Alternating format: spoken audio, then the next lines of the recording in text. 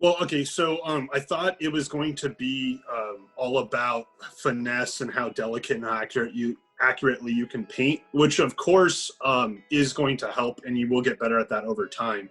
I have never painted anything before except this, like my first apartment when I moved in, I painted the walls, but that's my only experience. So I thought this was going to be a thing that I'd have to practice to get good. And well, of course that's true. You need to practice to get good at anything.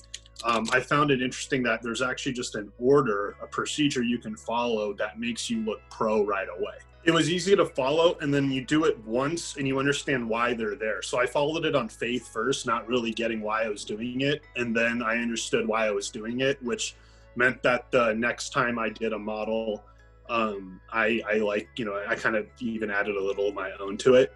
And I have like a model right here, and I'll actually hold up to the camera the lighting here. Let me actually add some lighting to this. So the thing is that it's kind of hard to see, but like there's even dark spots. There's areas where it's like, the details are, I have my gold Necrons and there's black in here. And this is my first model I ever painted. I had never painted anything before. And just following the order of operations, you have these intricate details where like there's black in the little grooves where the joints are and the golds are on the outside. And I didn't have to finesse it.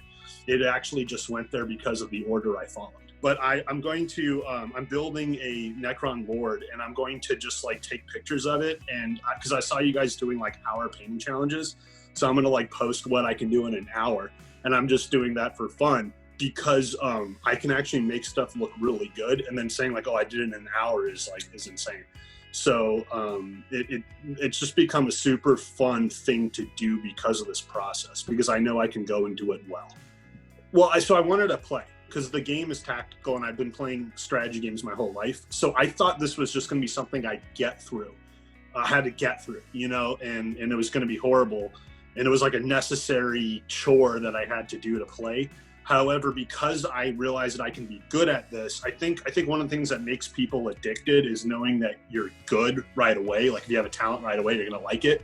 So seeing that I can be good right away, and people were complimenting me on my Necrons right away, going, oh, that's so cool, made me actually like it now. So I actually paint all the time. I almost paint daily, especially on times I'm on conference calls. It's something I do before I go to bed. When I wake up, I actually want to do it. I try not to, because I try to get to work right away, but I can easily find myself painting. And I think that's because I'm good. It turns out I'm good at it. Secretly, I know that it's like anybody can be good at it. You just do it in order. But I think a huge part of making something addicting is being good at it right away, and then knowing you can get better. So I'm good at it right away. I'm good enough that people compliment me. However, I can get even better. Yeah, well, because it's rubber. You literally have to, because it like sticks to your table, so it's not moving. That's the thing, is it doesn't slide around. Like I said, I am new, but this doesn't slide around. I first tried to just paint on some like a garbage bag that I laid out, and that's that. But this is rubber, so the models like stay on it. It's easier to basically get a grip and hold things steady, which obviously with painting, it's a big part is hold something steady. Your arms need to be on it, and it's just actually beautiful. As you can see, it's been used. It's definitely been, painted on. I love this map. I travel with it because every now and then I will have downtime wherever I am, and I'll just pull it out, and whether I'm building or I'm painting, I use it. Yeah, I would take it right away, because you're gonna enjoy it.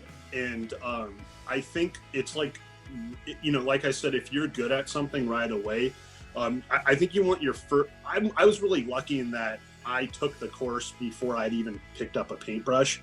So I think it would have been different if I'd gotten frustrated first, and then if I joined the course, it probably would have been great, to then go into it. So I don't want to make any associations to being frustrated with something because it turned out I loved it. So if you're already frustrated with painting or you haven't done it at all, I think this is really great, because you're going to right away see that not only can you do it, that it's actually pretty simple. Doing this is going to make it more fun. I wouldn't have liked painting if I would have just taken a paintbrush and tried to micro all the details And it turns out with this process, the details kind of come out when you go in and order. You know, you don't have to like paint these little joints. You don't have to, you know, it's just kind of there because of the order I did it in.